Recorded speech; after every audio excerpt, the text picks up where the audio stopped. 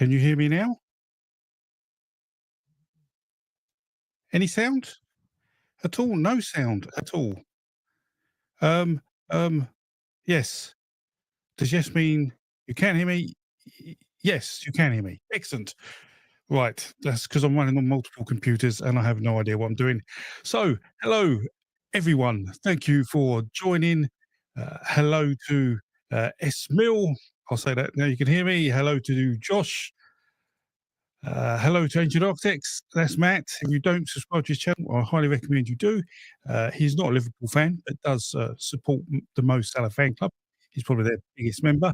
Um, so welcome aboard. And I decided to do this because I'm not going to make a video for a few weeks on YouTube, and it's Christmas and everybody's having holidays, and come along and we'll have a little chat about life, and I can tell you what's going on with Crecganford and the plans for the future. We can have a little talk about myth as well. Now, as part of that, if you've got questions, please ask them in the chat, and I will try to see them. I'm not very good at spotting them. There's my dear friend Crowhag. She will be moderating. By the way, if any patrons want to moderate, let me know. Patreon side, and I'll add you. But should be making sure none of you say bad. Please don't say bad. It is Christmas after all. Yeah, I hope everyone had a good Christmas. Hello, Helen. I see Helen's here somewhere. The chat's whizzing past me at a horrendous rate. But yes, if you've got questions, ask in the chat. Put the word question at the front. I don't know what you see. There is something called super chats, but they cost money. I'm not doing this for money, but if you do a super chat, see it more easily. So if something important, you may want to do that. This is just for fun and to talk about things. Loads of people here. Oh wow! My audio is ready. Hello, Phil. Hello, Chad. What can I do to stop my audio? Audio is coming out. Okay, that might be. I may do something drastic here. Let me get rid of this. See if this works.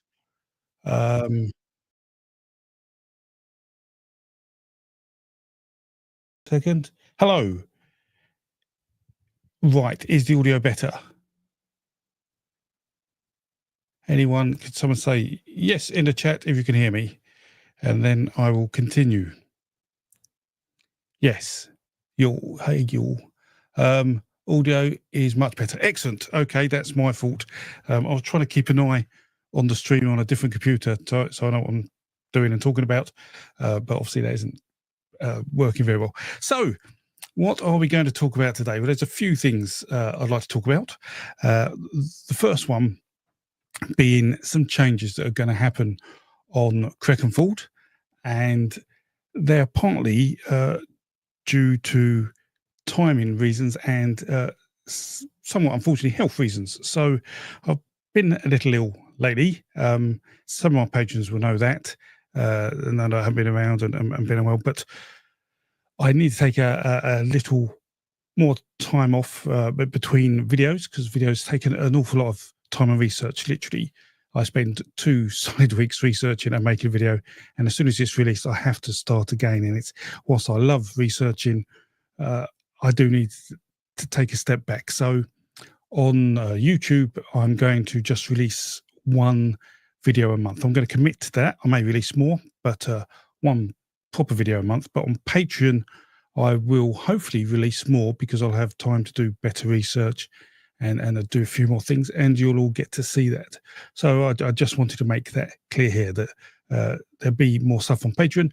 However, that doesn't mean I want, well, it's nice for people to sign up to Patreon and support me, but there is a free tier on Patreon, and you do get to see sort of vlogs for free and the odd piece of research and the odd paper that's of interest for free. So sign up or sign and join my Patreon for free.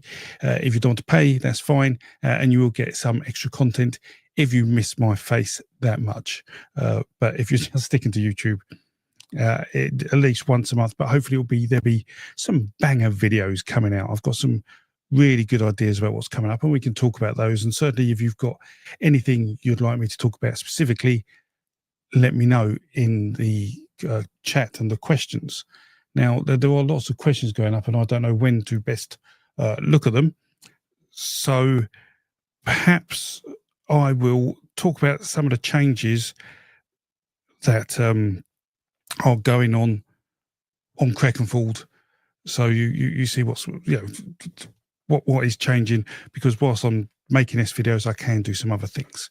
So the first thing I'm doing is I'm now starting to release the audio on podcasts again. So if you didn't know, if you go to somewhere like Spotify, there is a Crecganford channel or artist. That's me. And they're the audios from the YouTube stream. And so if you prefer just to listen to the audio, because some people do, because they think my voice is calming, rather than see my wonderful face, then that is a good option for you. And I think it's on Amazon Music as well, and some other streaming services. I'm not sure. I pay a service to just release it places. So I'm going to do that. If there is an episode you particularly want to see on there that hasn't been released yet, let me know and I sort that out. It is a good idea, Matt. I'll tell you what service I'm using. I'll message you. But I get a few thousand views, I think, a month on that. It's not many in the grand scheme of things, but it's if you've got a nice soothing voice, that's really cool. So that's one thing that's going on. The 12 videos a month I talked about. So what else is going on is that I'm making some huge changes to the mythology database. Literally last week, I have probably made 3,500 manual edits to the database. I've probably got about 5,000 more manual edits to do. And this is correcting formatting around the data within the database. And I've had to get other people now to help do some of these changes or additional changes, and that all costs money. So when you support me on Patreon, literally all the Patreon money goes into the mythology database. It goes into hosting it, but it also goes into managing data and running large compute programs to analyze that data, because that all costs money. And sometimes when you do a big compute, it can cost me literally £2,000 or £3,000 for 2 or 3 days work, because we're just using the system non-stop. So there's a lot of work there. Now you might be saying, why are you doing so much work on the mythology database? So whilst I have retired, sort of, I still do this.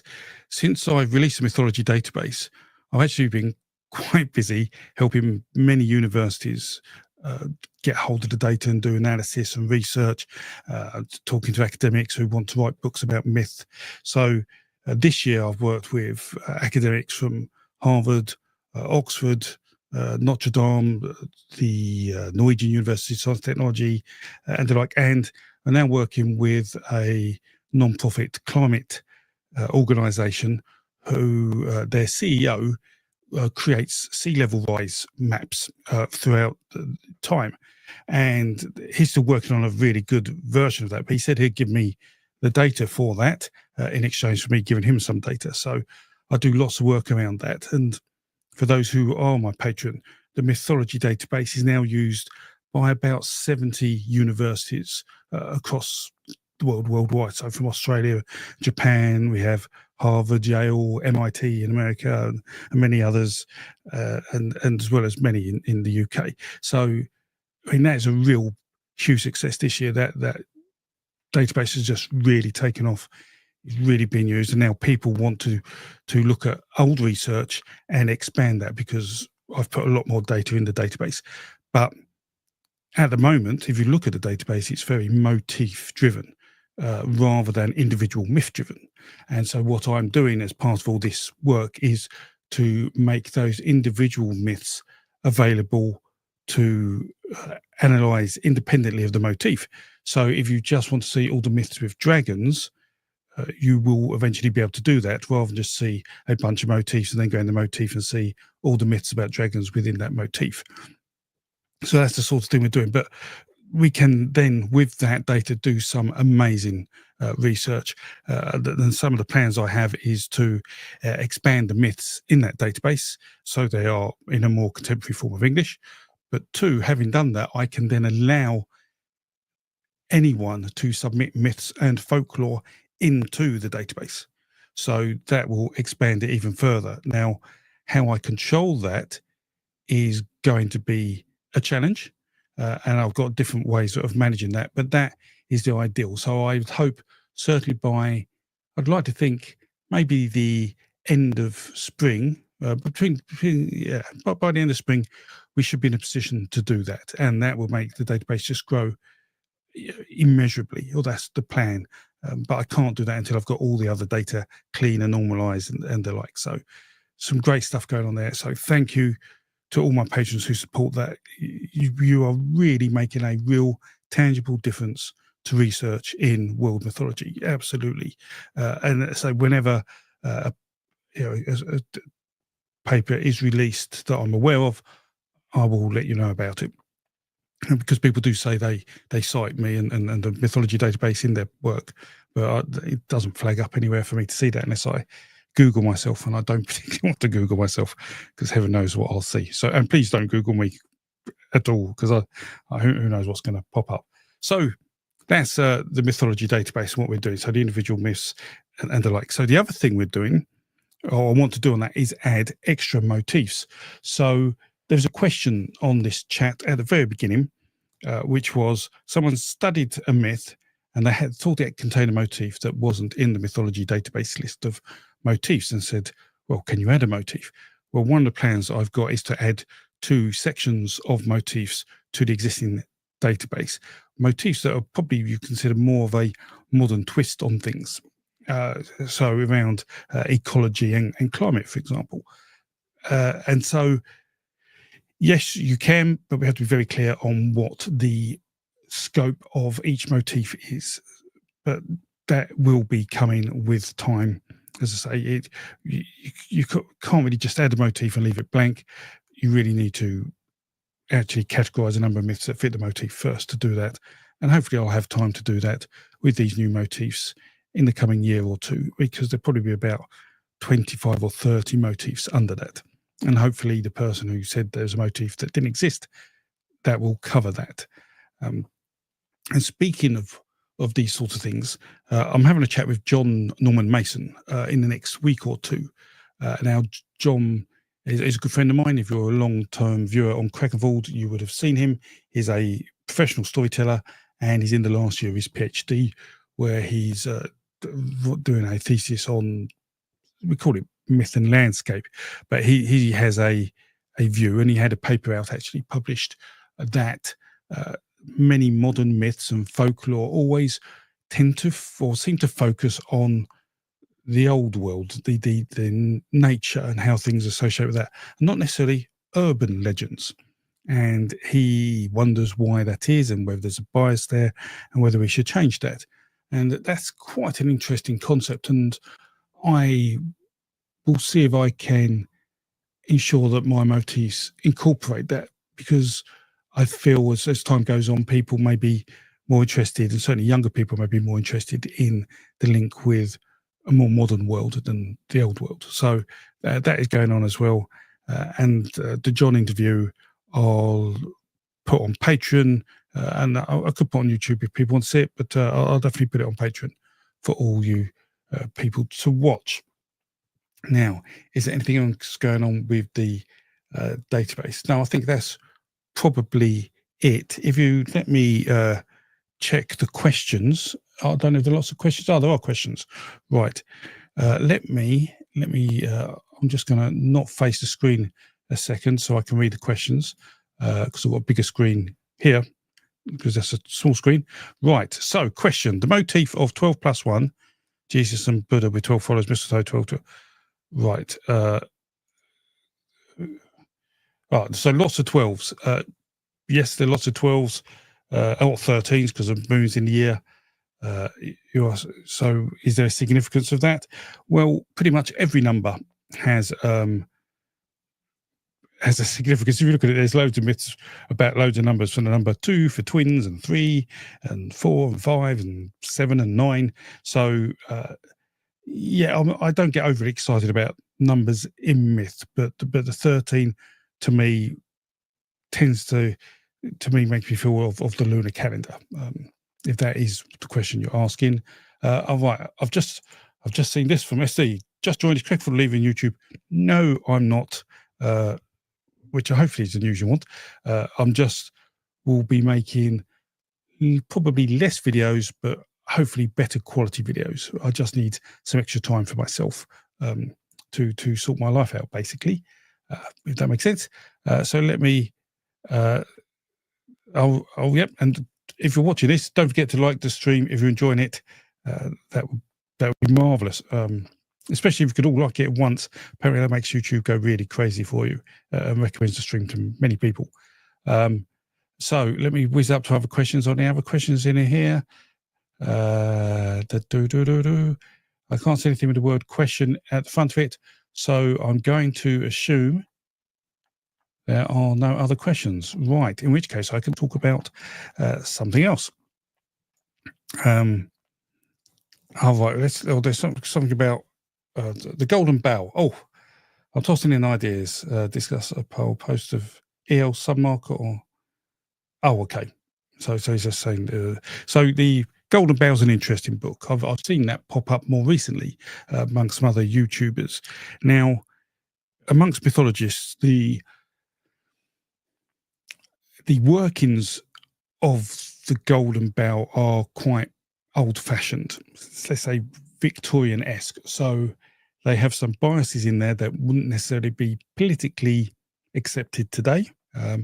Although some of the conclusions are still okay. So if you ever have the Golden Bough, it is worth a read, but you will see how the discussion around primitive cultures evolving feels a bit odd, for want of a better word. So take it with a pinch of salt. What else can I talk about? So so one of the other things that has gone on this year is, I guess, as I've become more popular on YouTube, is that there has been a number of people who have commented about the quality of my work, saying that I'm not saying the right things or whatever. So one was about Bruce Lincoln's view on the Indo-European myth of creation, saying that it just isn't based on strong foundations. Now, I watched about 5 minutes of that and thought the person who made it was quite well disingenuous with his views on my views. He assumed that because I talk about it, I'm in total belief of it. And for those who've watched my work, I've said on a number of occasions that this work is now 50 years old. The seeds of it needs a revisit. And so one of the things I will do this year is revisit Bruce Lincoln's paper on the Indo-European myth of creation, and hopefully publish a piece that updates that and looks at the things we've learned in the last 50 years and give it a more balanced view. Now, it was also said that Lincoln stopped that work because he could not ever recreate the myth of any meaningful purpose. And whilst he did publish that sort of message, he also actually said looking back at his work, he felt somewhat disappointed because some of the sources he used were biased, in the sense that, unfortunately, with Indo-European cultures and certainly European and Germanic cultures, they have a view from some of being stereotypically biased on race. And Bruce took some of his sources from that, and he felt that may have somehow sort of polluted his work, and he stood back from that. And I really get that. I've become not subject to that. I don't believe I've done that, but you can see that being a possibility, and you have to be careful. And I've got better things to do in my life than argue with people about the politics behind things. So if you've noticed, I've stepped back a bit from some of the Indo-European and certainly the Germanic discussions I've done, but I will go back and say revisit it again this year, just so you know what's going on with that. The other thing I had was a discussion with a chap called Matt LaCroix. That was interesting. So Matt, I would place in if we had a Venn diagram of what people talk about, Matt I would place in the circle with Graham Hancock and Billy Carson and the like, who have maybe incomplete data, but still have views on particular things. And if you watched that, the discussion didn't come out how it was promised to me. So I turned up to have a very, standard discussion, not an argument. I wasn't trying to make anyone look stupid. I just wanted to make Matt aware of data, and it became clear that Matt was aware of the data and just wasn't telling his followers some of that data. But then it was wrapped up by Will John, who runs a number of YouTube channels, but he runs the 11th Commandment, and he wrapped it up to make it look like we were having more of a strong debate, and I wasn't impressed with that at all. So again, that's a lesson learned that I probably won't partake in on his channel again in a discussion, because I felt that was fairly disappointing what he did there compared to his promises. So those things have been going on. In terms of, I'm just trying to think what else we've done. Oh, right, yes. So, I mean, if you want me to, I don't know how much, how long people have got here. But I also see a question. So let me check the questions, and then I may go down a little rabbit hole if you want. So, put question before your question, please. Yes, Mill. So, is that what you were saying? Oh, right. So let me show you. I don't know what this question is. Right. I've been curious about the relationship between Indo-Europeans and the Afroasiatic languages.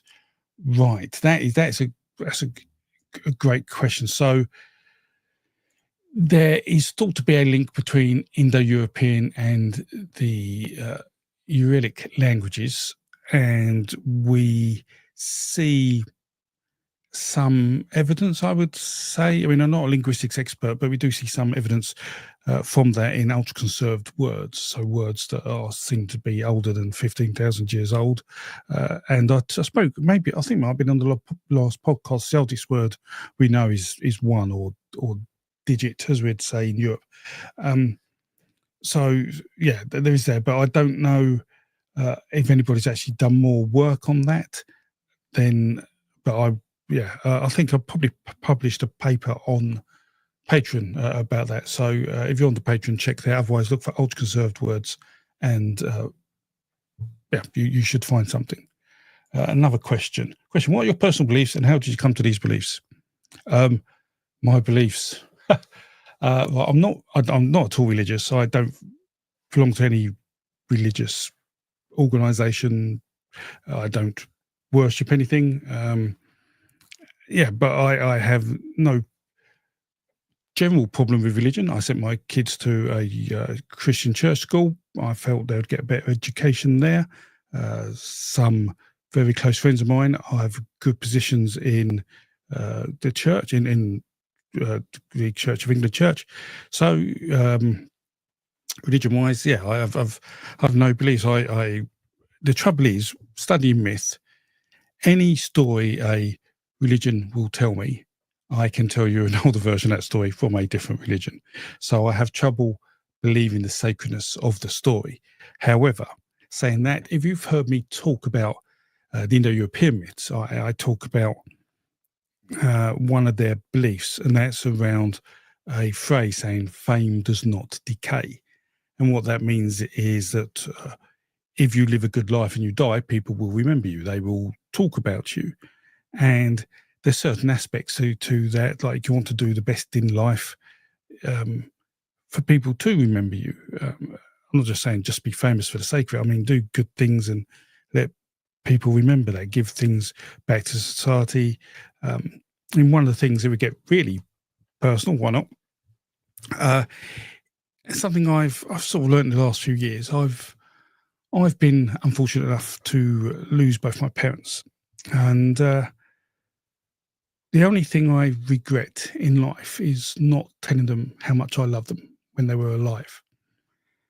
And so, I mean, I don't want to preach to people, but the only thing I can say, and I think I said it in a Christmas message in my last vlog or something, if you're spending time with friends or family, don't ever miss up an opportunity to let them know how you feel.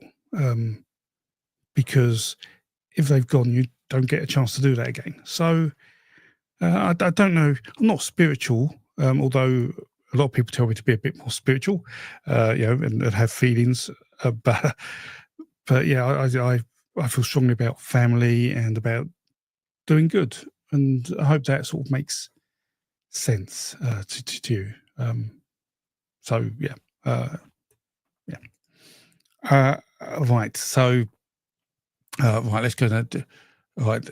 So I'm just trying to find all the questions now. There's question. Right. I would like to buy a lounge replica. Oh, but I cannot find. How do you get one behind yourself? Oh, you're talking about Lion Man, him. So first off, I got loads of comments when I talked about this fellow that it was a children's toy. I have to say, if you gave a child this, they would probably bludgeon their pet dog to death. It is proper rock hard. It's made of bone. So no, it wasn't a toy. Aside, where'd you get it from? I know a man in a museum in Central Europe who takes casts of these for his museum, and he makes them available to friends. But I do know, so they're hard to get hold of, but don't be afraid to go to your local museum or your country's museum and ask, see if they've got any replicas there, because they often run exhibitions and sell these things, and sometimes they're left over and available. But saying that, there was someone on eBay, and I was told about this when people saw I had this. I don't know his name, but I've been told he's a bit abrupt in his language, but that's maybe how he talks English, because I think he's of Czech origin. But I think there's someone on eBay who sells some of those. So just look up museum replica Lion Man and see if you can find that. So I hope that helps. Esmil, hello. Right. Do you think the dynamizing God trope discussed in Govan is still applicable to scholarship? Oh, now that's topical, because I know MythVision had a bit of a discussion about this. So the conclusions were vaguely, were reasonably right. As far as I remember in the Golden Bough, it's been a while since I've read it. So I don't think anyone's precisely right, but I would say if you just went on what the Golden Bough said it would not be convincing enough on its own. So by all means, use its conclusion to add it to your arsenal of thought. But as I say, the working out that was gone through is sometimes, say, somewhat old-fashioned, and that's the weak ground. If you quote, this is from the Golden Bough, people may pull it apart because the roots where it comes of the argument, where it comes from, are poor. But the conclusion itself, I don't think he was necessarily wrong about. Right. All right. So any other questions? Question. Right. I'm doing research for my next book. In your professional opinion, how many is a God he can have as many as a dog would? Was it? Well, I don't know. Is he? That's an interesting question. I'd say one. He's got one body. He doesn't have 8 legs, 3 bodies. He has one body, 3 heads. So 1. Also, and I've talked about the dog, it all started off from having 2 dogs. So there are 2 singular dogs, so each had one. So I would say 1. Very interesting question, though. So spiritual, not religious. I wouldn't even say spiritual. I am very practical, but we are all, we're all human. We all have, I think, well, most of us have the same feelings inside, the same wants and desires to you know be happy, to have good friends, raise a lovely family. So I don't know if that's spiritual. I'm not too sure, but just be happy and kind, and yeah, and yeah, share your love. That sounds a bit hippie-ish, but yeah, there's nothing wrong with that. What do you cosplay and go to gatherings like the Winter Solstice at Stonehenge? Two separate questions. I wouldn't go to the Winter Solstice at Stonehenge because I'm not religious, and I think it's just full of people who have their own views on what it's for, and it's just a mess. Do I cosplay? Not anymore. I used to. My last cosplay I did, I won't put a picture up though, was Walter White from Breaking Bad. Can you see why? It's but I've done Bane. Anyone with a bald head works really well, and a beard. Or Bane had a mask, so it is a bit. But yeah, I like that. Back in the old days before it was all anime and whatever it is now. I like going to Stonehenge when it isn't full of people pretending to be druids. And in fact, when I first started this channel, I wanted it to be about the stone circles of Britain, but then COVID came along and I thought I'd actually talk about something academic, to give something back to the students who couldn't go into universities, because we implemented a sort of tranche of what we call blended learning. So when COVID was on, students couldn't get in and they had a lack of resources. So I changed that, and I'm glad I did. Although this has gone far more popular than I ever thought it would ever be. I only thought about 50 people would ever be interested in this, and look at you all. It's absolutely marvellous to see you all. So, next question. How do you personally feel about animism or ancestral veneration? I feel absolutely fine about it. I can understand why people feel like that. And yeah, I don't think that causes anyone any harm. If you belong to a religion that encourages human sacrifice, I wouldn't be overly keen on that. Well, not keen at all, in case people don't get my humour. And any kind of sacrifice, we just no. That isn't a more primitive belief. So, but yeah, by all means, if you feel at one with nature in a way that, I do like that. Again, that's part of the Indo-European thing when they talk about everything's cyclical. So you're born from the world. When you die, you go back to the world. And they talks about the component parts, and that was so well received that you actually find that taken on into Christianity. The Book of Enoch talks about it, and we have later Christian poems like the Dove King, which is another paper I want to write about because there isn't a good English translation of that online, or any English translation, I think, of that online. So, yes, that's absolutely no problem with that at all. All right. Right, let me whiz down. Question, right. Do you know any end of days prophecy in Indo-European mythology? Yeah, well, not in the root mythology, but there are end of days prophecies such as Ragnarok. So there are many. I did want to make a video on the eschatology of religions. So I'll answer that question fully in that video, which I will make next year. The trouble is there's a lot of eschatological stories in the Abrahamic religions. It just feels like there's less in other religions, but they do have those. But there's a sort of reason for that. And the reason for that is around sacredness. And I think I've probably discussed this before, that what happened when Christianity was introduced and why the Bible works really well is that it's canonical.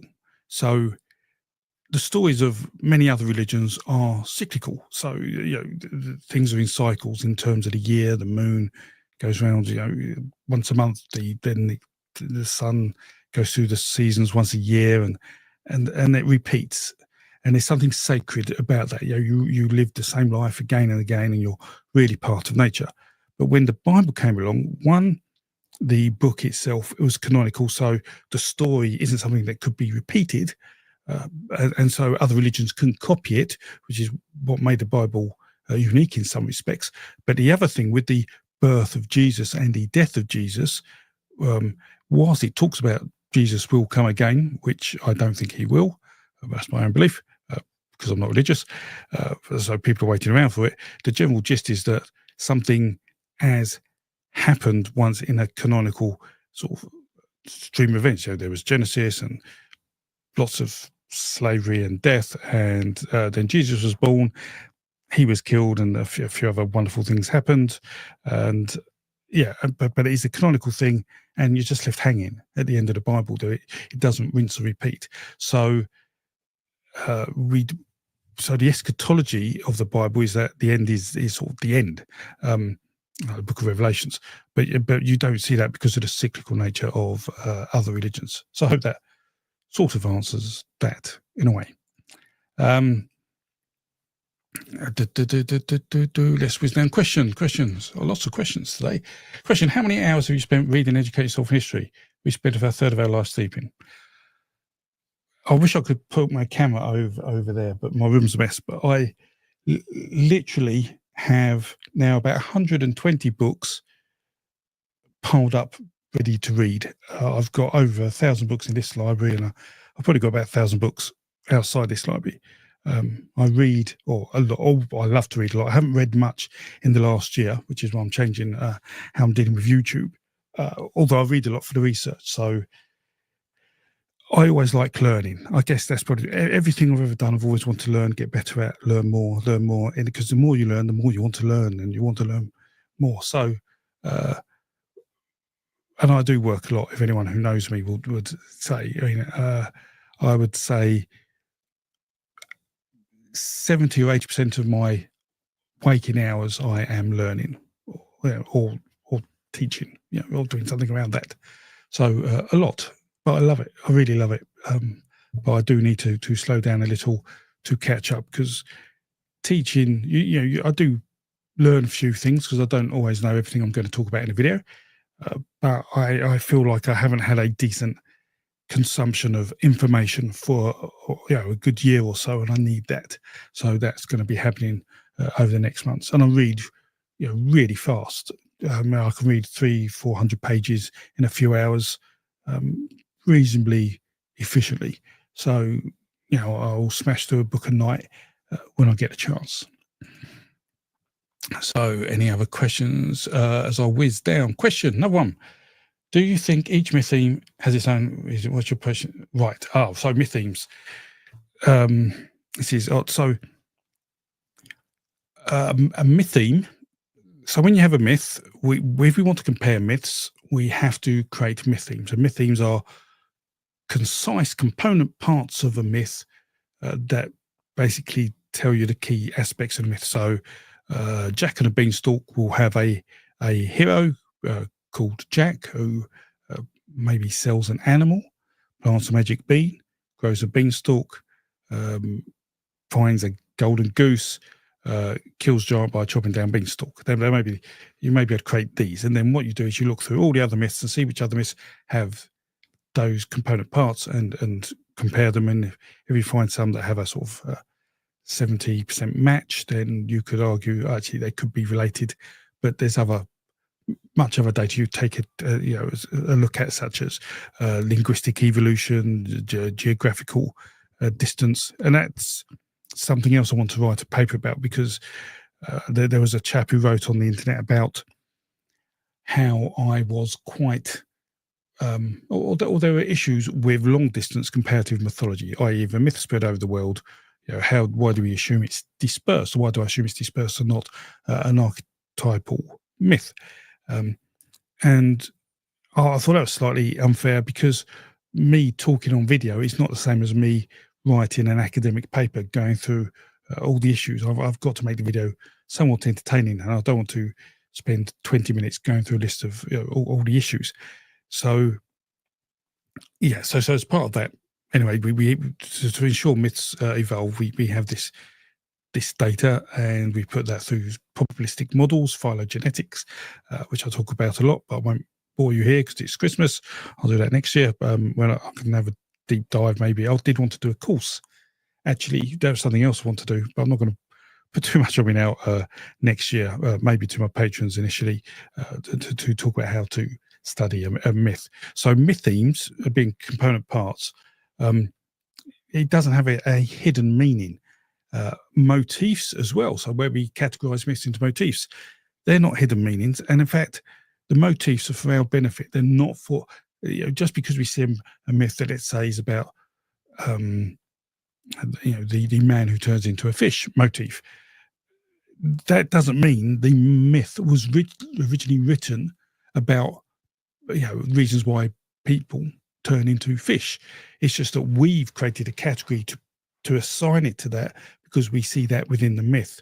So no, so to interpret meaning from a myth requires more than just reading the words. It's really understanding the myth's evolution, so you can see where it's come from. So, for example, a really good example of this is the dove in Noah's Ark flying off and getting a branch back.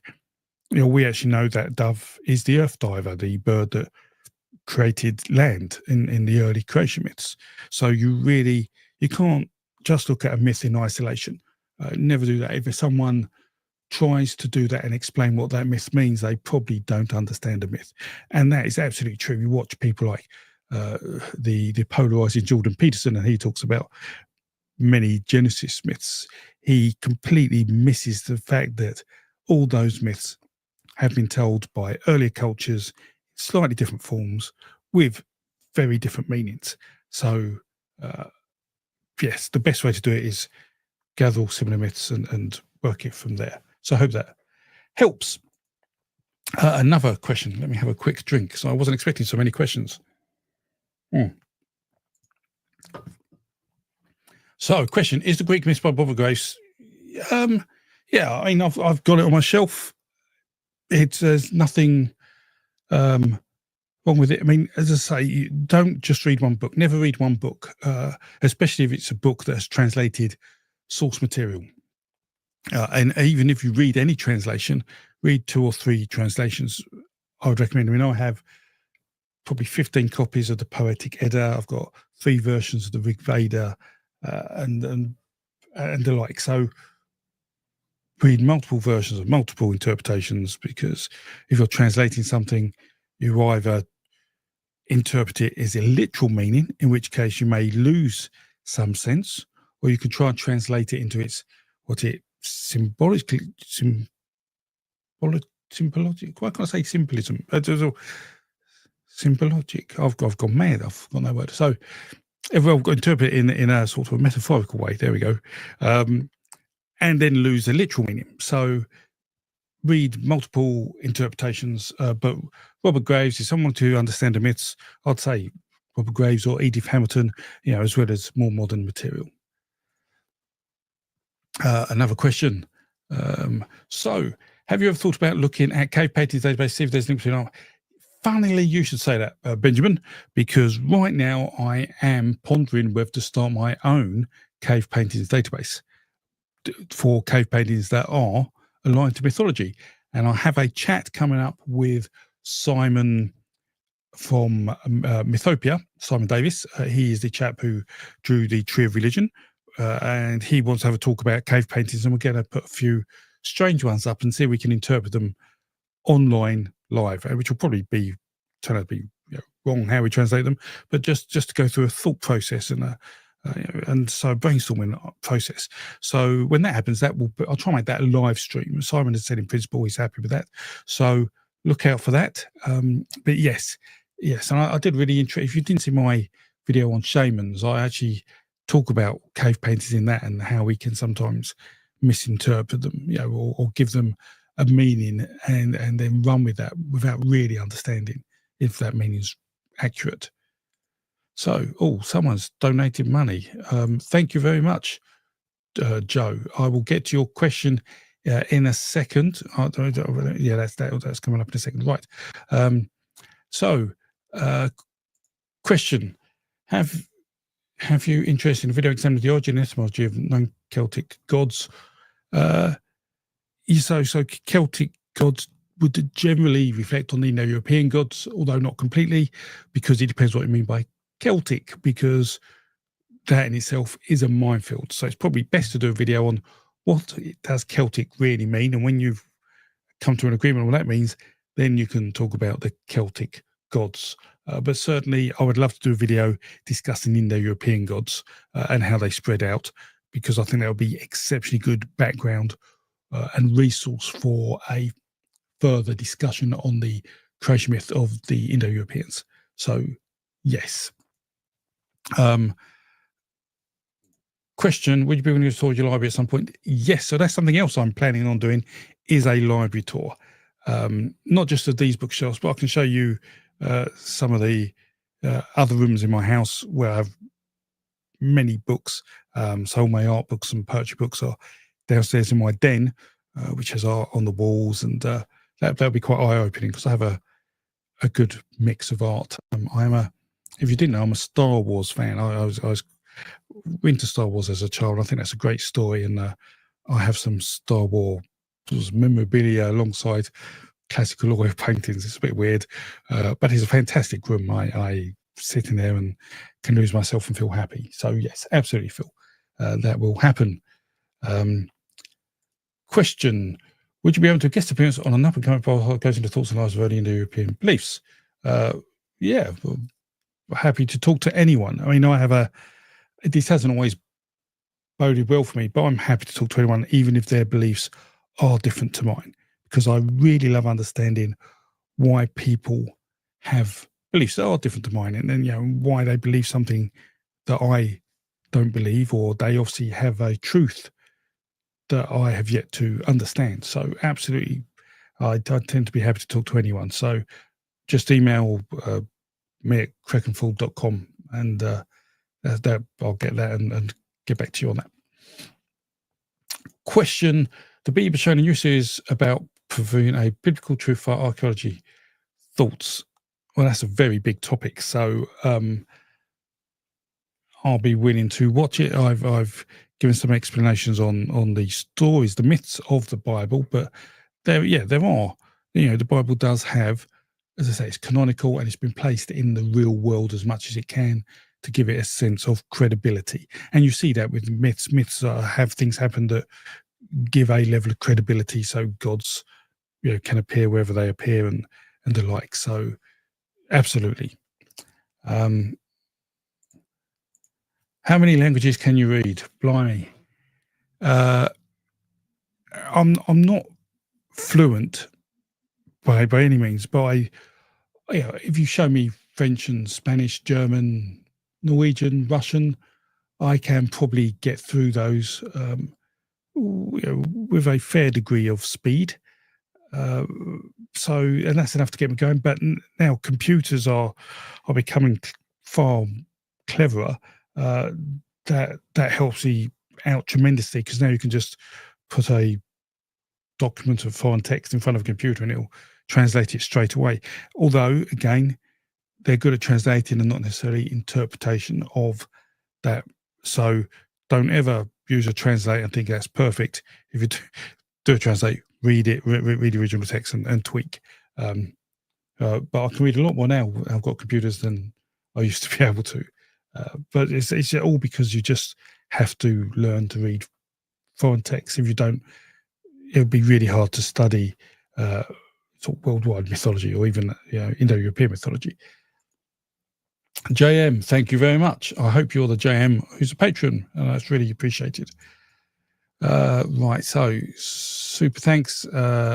Thank you for the super thanks, Green Thumb. Really appreciate that. There was a question. All right, let me go to Joe's question and I'll go back, because he donated $5. Thank you, Joe. Really appreciate that. How much do you know about the theology of Roman mysticism based on archaeological evidence we have so far? I know I'm not an expert in this subject, but we do have temples of Mithras, don't we? We've seen those. We've got a great example here a couple in Britain, one in London, underneath one of the buildings in the city of London, off Hadrian's Wall. there's a little temple to Mithras, which I've visited. I was attacked by cows on the way. So if you go to that, beware of all the cows that will chase you in the field as you go to it. But we've seen other temples, I say, in Italy and across Eastern Europe and into Asia. So we have a good idea of what's going on. However, because it's a secret religion, so to speak, nothing was written down, and so we have to interpret the imagery ourselves. So, like many things, there is interpretation in there, and whilst we can have confidence in some of the things, we can interpret, like, Apollo slaying the bull and he's facing the sun, some of the symbology around the bull, like the snake and the like. We will never be 100% correct. So unless we actually find some primary source or some early secondary source written material, I think it will always be down to interpretation of that imagery and of the altars we find. But because there's quite a lot of similarity in those altars, let's say we can have confidence of the core part of some of the belief, about sacrificing a bull to the sun. But what it really means and some of the other things, we may never know. So not as much as we want, Joe, is the answer to that. So let me carry on with other questions, if we're all still happy with questions. Question, you touched on misogyny a few weeks ago. I watched a video on patriarchy, which implies maybe it's around circa 4,000 BC. Do any matriarchy myths? Yes, I'd like to do some matriarchy myths. Now, and particularly probably in the later half of the first quarter of 2025. And that is because I'm doing a piece of work for Norwegian University, and that's trying to understand the roles of gender within myth across the whole mythology database, which is why I'm doing some of this data cleaning that I am doing. So the output of that will hopefully give us a really good indication of the role of gender within certain types of myth. And that will go on to be a published paper, because there was a paper made probably, I don't know, is that maybe even 20 years ago now about it, but it was based on the motifs level rather than a single myth level. So that, again, that's one of the things why the mythology database is being used so much, because you get this extra data. So I will, and that will be post paper. And in fact, I think it will probably be best to do it when that paper comes out. So that's what I'll do, or I'll attempt to do. So,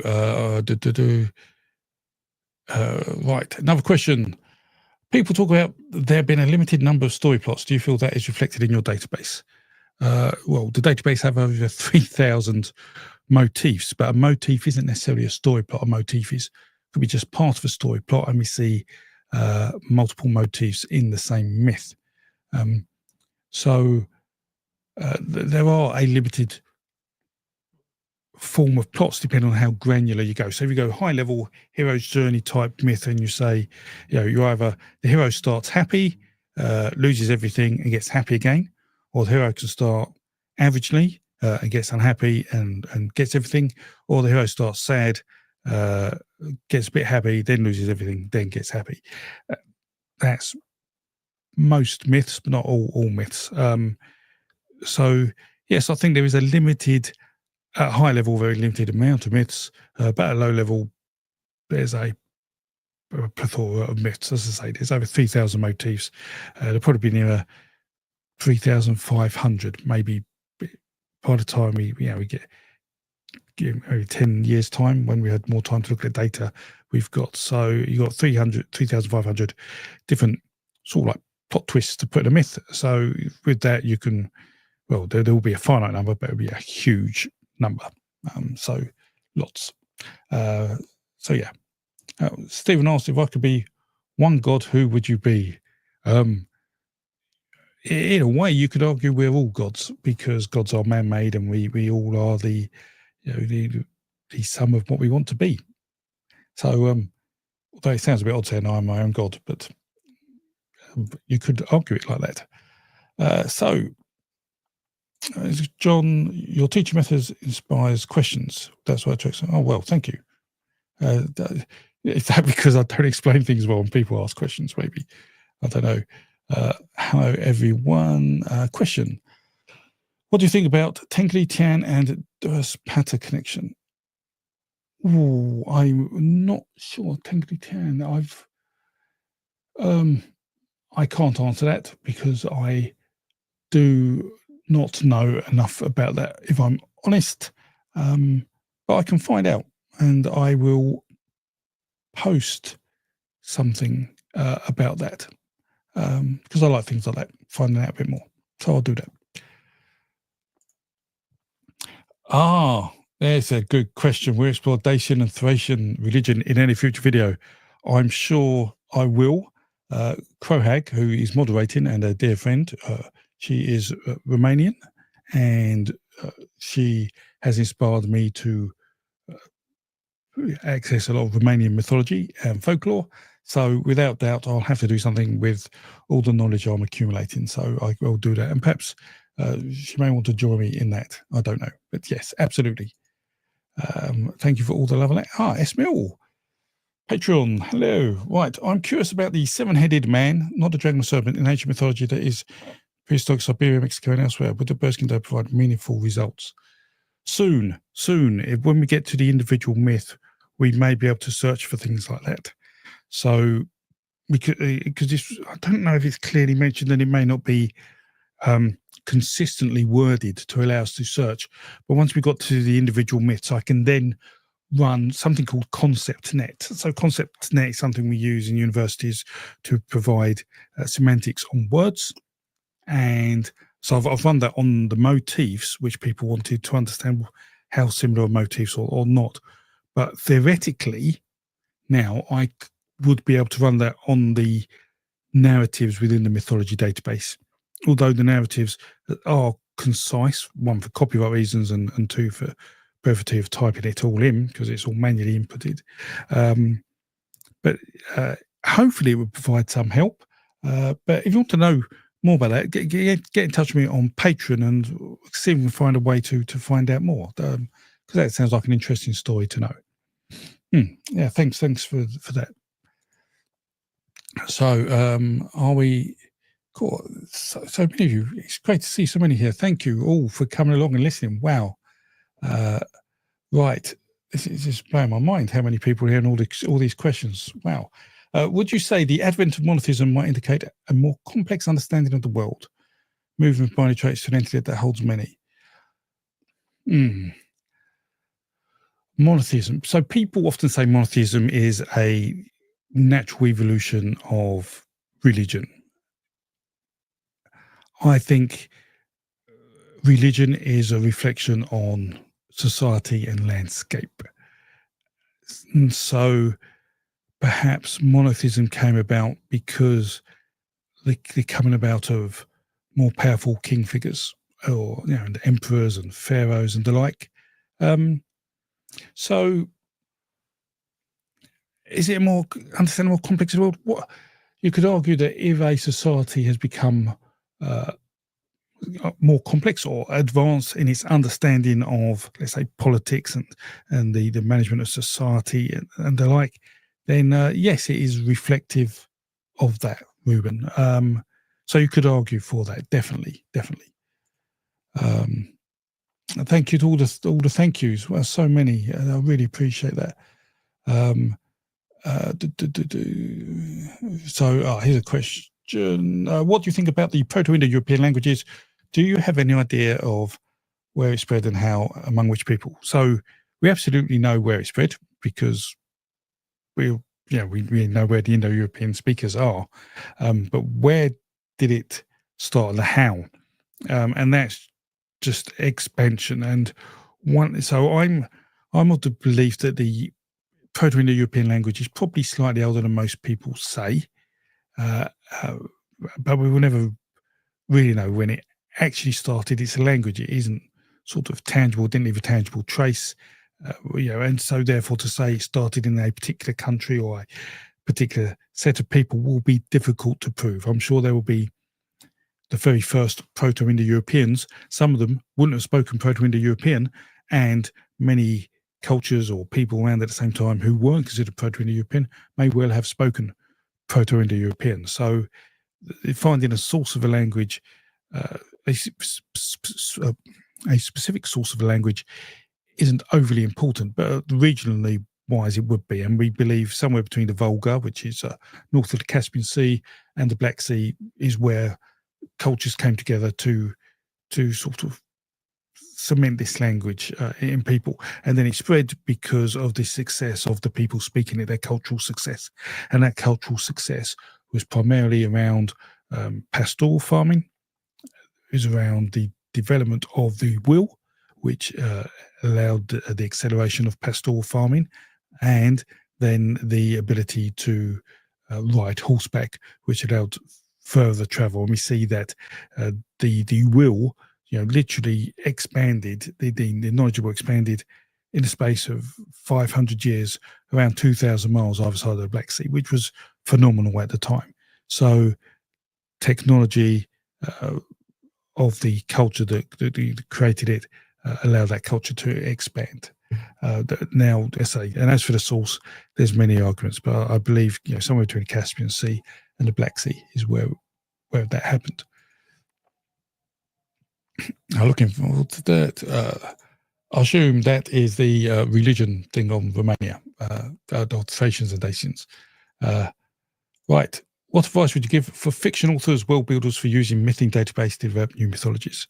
So this is really interesting. Now, there's for people who don't know, there are a lot of authors, I think, on the Patreon, and a lot of authors watch my work. And I say I get authors asked to interview me for their research. Oxford University, I can't remember her name, that's how bad, but one of their lecturers in philosophy wanted to talk to me about myths and the questions in myths. So we get authors from academic authors to storytellers and so I've spoken to comic book artists and all sorts of fiction writers, all about these things. So in terms of advice, what I would say, what tends to work well when I talk to these people is that they have a sort of plot, they have a dream or something going on, this is what they're talking about, and they say, does that remind you of a story? And I can say, oh yeah, that's part of this cosmogony or part of these stories. So then if you want to add a sense of, call it realism or belief or something that sort of a more well understood myth within it, you can. So that's what happens, is to try and find motifs that align to the story. But I guess the important thing is interpreting what your story's motif is, because what happens with fiction, the folk tales, is we have the Arna Thompson and the Arna Thompson Uther indexes or motifs, but they're more story focused. And what happens with that is that it then limits the understanding of if other stories are similar to them, because they concentrate too much on the detail, where the mythology database is a sort of a higher level motif. It doesn't worry about the detail because of the myth themes. Myth themes are, the definitions aren't lost in translation, so you can easily compare a Russian myth with an American myth, for example. So you really have to sort of step back a bit, I guess, in terms of when you're looking at your plot, to understand a wider motif and then look for that. So that would be it. So talk to people like myself if you want. I try and make myself available as much as time allows to anyone. As I've said today, I love talking to people about stories and myth and learning more and seeing people's creativity. I love that. So or look for motifs that fit, which seems like common sense, but it's sometimes good to get reassurance that it's the right thing to do. But you just may need to step back a bit to see that. Right, going through to the. I'm looking at the word question at the front. There we go. Question: would you do an interview with Jonathan? Yes, I would. I would love to talk to Jonathan Peugeot.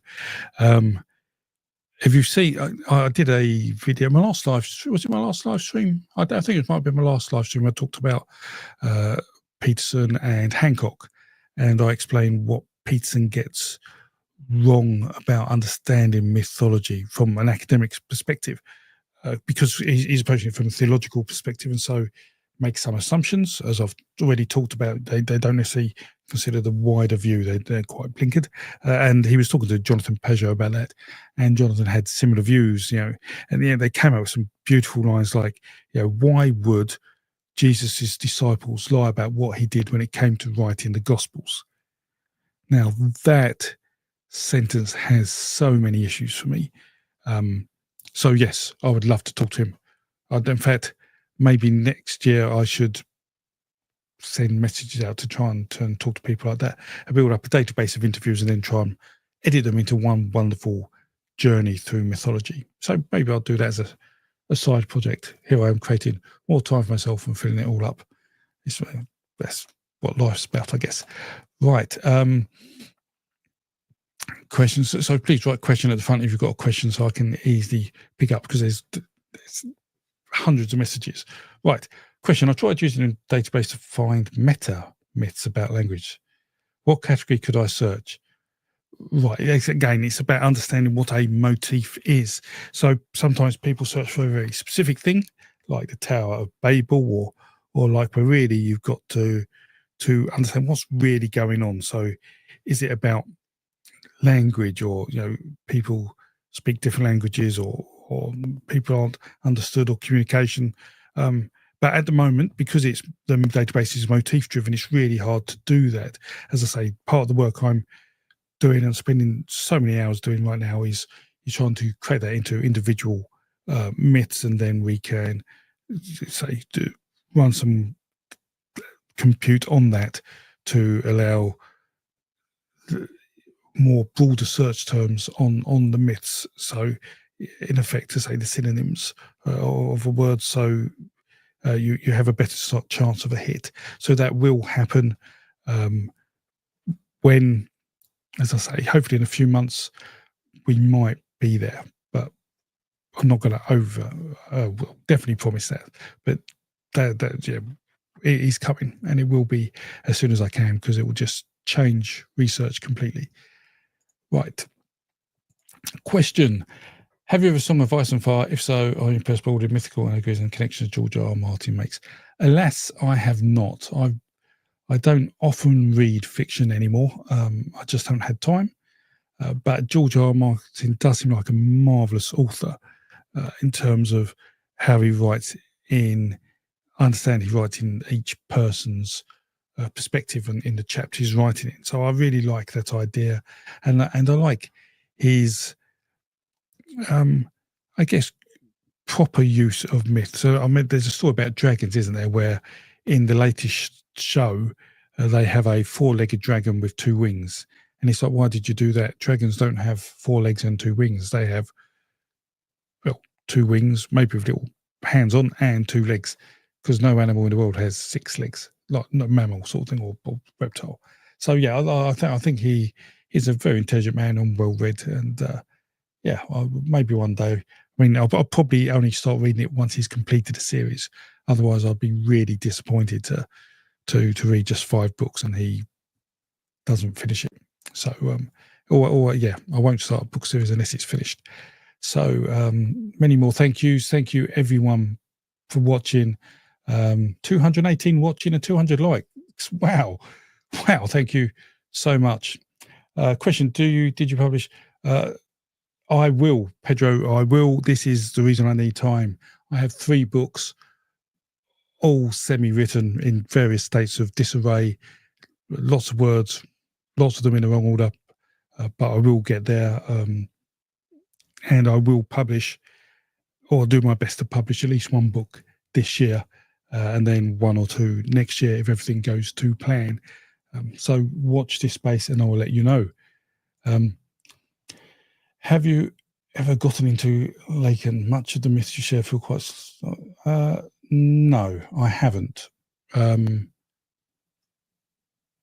don't know what else to say about that, but no. I may look into that, but I don't know enough about it to answer, but I know that I haven't. I think there's a question. You talked about myths that are thousands of years old and trace them back to early Homo sapiens. Do we know that myths could have originated from Neanderthals? Did Neanderthals have myths? That is an interesting question. Now, from the latest information I am aware of, it seems that Homo sapiens had a genetic bias towards a number of physical traits, such as the ability to run in early humans, to possible vocal tracks, so the ability to either breathe better whilst running or to communicate. So it is possible that Homo sapiens had better communicative, orally communicative abilities than Neanderthals by a margin. There's a book, it's in French, by Dehoy, something about cosmology. I can't remember it. It's got a few of them. Let me see if I can see it. I could put it down if I can, but I can't see it on my shelf straight away. But he talks about the probability of humans talking and the words they can say and the vowels they can say over a timeline to see how probable it was that there could be complex myth. So it may be that Neanderthals had stories, but they would have been more primitive in the way they're told, almost certainly. And what is interesting is David Reich, who's a well-known geneticist, he talks about modern human development being more about culture rather than genetics. So the humans did something rather than had something in their bodies that made them succeed. And we see two significant waves. One, the 70,000 year wave, which you say is from starting in Africa. So not necessarily say genetic, but they had a cultural advantage that allowed them to spread across Eurasia and down towards Australia. But then the 40,000 year old spread, or probably earlier than that, maybe 45, 47,000 years old spread, had a huge cultural advantage because that is, they're the modern humans that wiped out every other Homo species there was, as well as all the pre-existing modern humans that had gone out before from that region. And now what that was, we can't be 100% sure. It may be something to do with communication, maybe something to do with the ability to make maybe fire more easily or hunt better. But yes, that's there's a cultural advantage rather than DNA, which is why humans succeeded. But I feel that communication is in there somewhere, and humans communicated better than Neanderthals. So they may have had stories, but they certainly probably wasn't advanced like the ones we are aware of today. So I'm going to have to wrap up soon, by the way. I was only going to be on here about half an hour, 45 minutes, and we're smashing it. So if you've asked a question, I will answer it, but if you could hold on and I can wrap up and talk about a couple of other things before I go, if that's okay. Right, so yeah, who are Anubis and Osiris' counterparts in the Indo-European? Now, I'm not overly familiar with Egyptian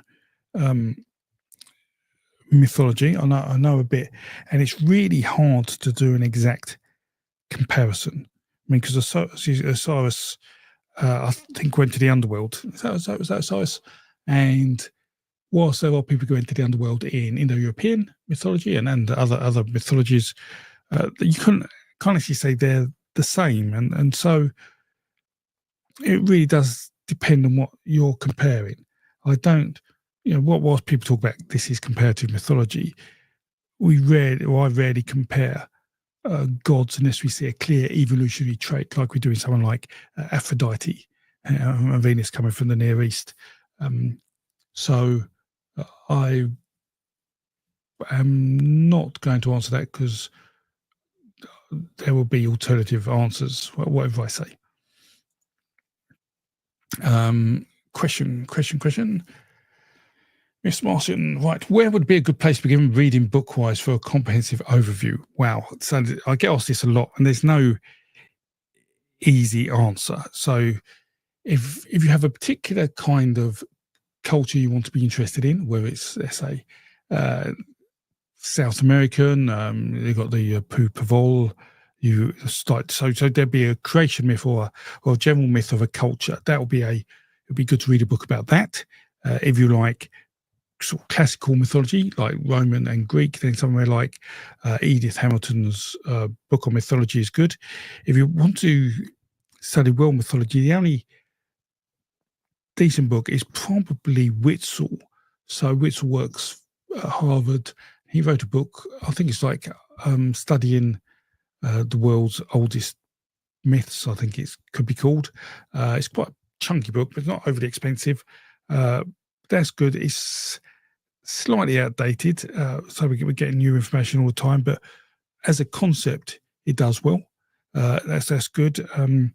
People like Puvel has written a book on comparative mythology for the Indo-European side of things, and that's very good. So there are some good starting books, but it's really hard to get a good overview of something like that until I finish my book, maybe next year, and which we'll go over some of that. So I hope that helps. Anyway, so Witzel, look up Witzel, old mythology, and something that should pop up on Amazon or eBay or whether you search. A question, I don't know if you've ever addressed this, but were there a link between Indo-European religion and Tengridism? Oh, right, so someone else has asked that. I don't know enough to say so or not. They're almost certainly, when it comes to European, be some cultural diffusion amongst other cultures. We see that. We see it go down into the Abrahamic religions, down into Africa. We see it go across into China and Japan. So maybe, but I don't know enough to explain in any detail here. But I may look up that because it's been asked a couple of times. More questions. So I'm only answering the questions that start with questions because we've run out of time here.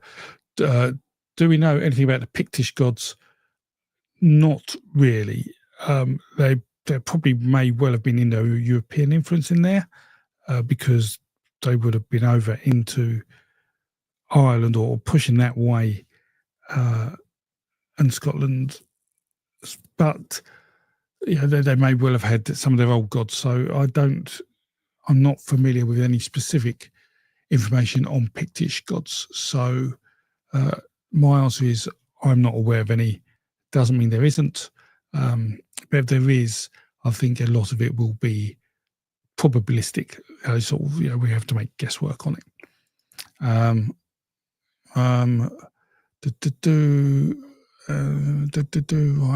Let's go down. A couple of other questions, and then we'll call it. Can you interpret the meaning of stories such as the Cosmic Hunt? Why do you think it resonated with so many people? The Cosmic Hunt, there's different versions of it.